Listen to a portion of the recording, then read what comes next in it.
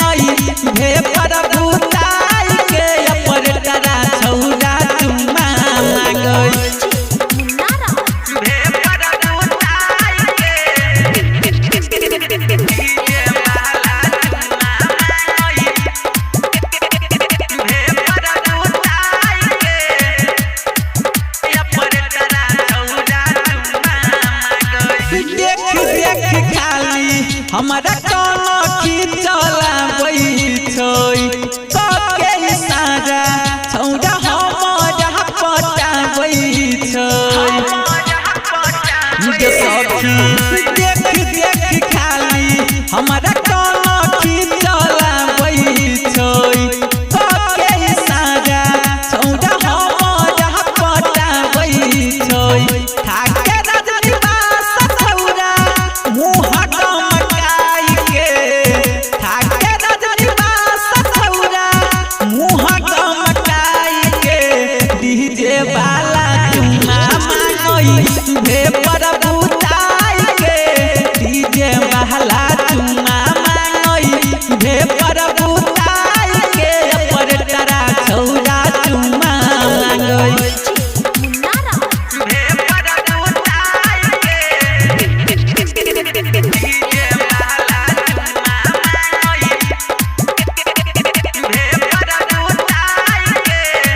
अभी सुन रहे हैं विराट म्यूजिक की शानदार प्रस्तुति।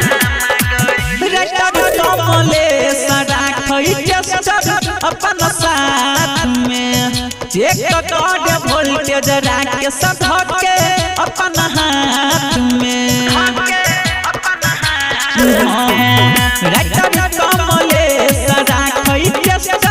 अपन साथ में चेक कर वोल्टेज राके सधक के अपन हाथ में रहा